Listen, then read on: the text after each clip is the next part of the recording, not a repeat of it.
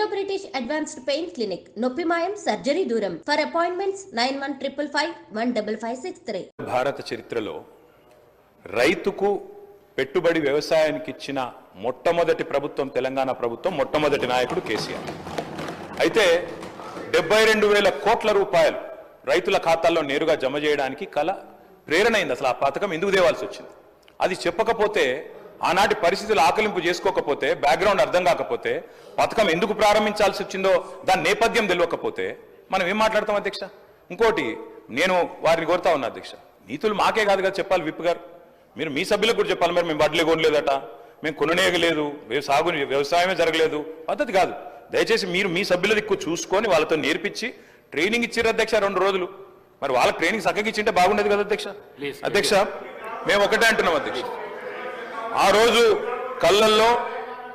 రోజు రైతు కళ్ళల్లో ధైర్యం లేదు. ఉమ్మడి ఆంధ్రప్రదేశ్లో తెలంగాణ ప్రాంతంలో కళ్ళంలో ధాన్యం లేదు. చిన్న రైతు పెద్ద రైతు అన్న తేడా లేదు అధ్యక్ష. 30-40 ఎకరాలు ఉన్న రైతు కూడా తెలంగాణలో, నేను చెప్పేది వాస్తవం కాకపోతే రేవంత్ రెడ్డిని అడగండి, ఎందుకంటే ఆయన మహబూబ్ నగర్ జిల్లా వలసల జిల్లాగా పేరుపడ్డ జిల్లా. ప్రతి సంవత్సరం 14 లక్షల మంది వలసపోయే జిల్లా. అధ్యక్ష కేటీఆర్ గారు సభానాయకుడు రేవంత్ రెడ్డి అని ఏకవచనంతో మాట్లాడకండి అధ్యక్ష. సభానాయకుడు గౌరవం అనేది గౌరవం ఇవ్వండి. రైట్, గౌరవం అనేది అధ్యక్ష, గౌరవం అనేది ఇచ్చి పుచ్చుకోవాలి అధ్యక్ష. ఇస్తాం, మేము కూడా ఇస్తాం. ఇవ్వకపోతే కేసీఆర్ గారిని ఇష్టం వచ్చినట్టు మాట్లాడితే మేము కూడా అట్లే మాట్లాడాల్సి వస్తుంది అధ్యక్ష. దాన్ని మేమేం చేయాలి అధ్యక్ష.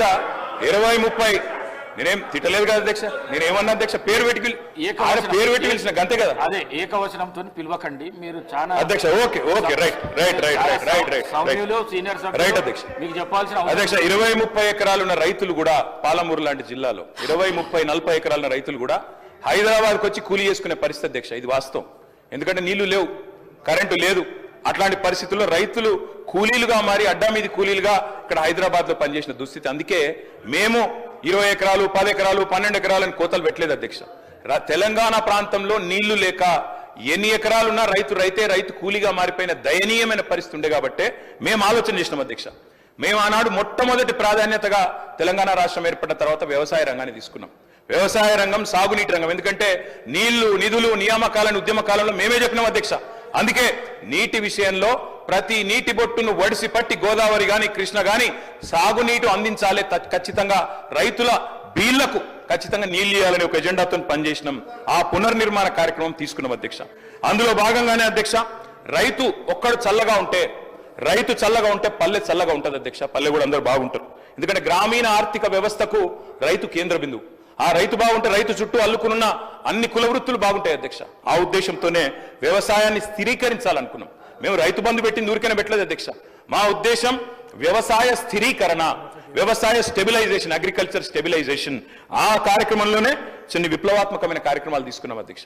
అందులో ముఖ్యమైనది అధ్యక్ష 24 గంటల నిరంతర విద్యుత్. తెలంగాణ వచ్చినాడు అధ్యక్ష, కరెంటు లేదు. తర్వాత మీరు చూసినట్టయితే ఆనాడు దాదాపు పొద్దున 3 గంటలు, రాత్రి 4 గంటల అధ్యక్ష కరెంటు. దొంగ రాత్రి, అర్ధరాత్రి వచ్చే కరెంటు కోసం కావలగాసే దుస్థితి. దాన్ని మార్చాలనుకున్నాం సమూలంగా. 24 గంటల నాణ్యమైన ఉచిత విద్యుత్ రైతులకు అందించిన ఒకే ఒక్క నాయకుడు భారతదేశంలో కేసీఆర్ గారు అధ్యక్ష. ఆ కార్యక్రమం చేసినాం. అదేవిధంగా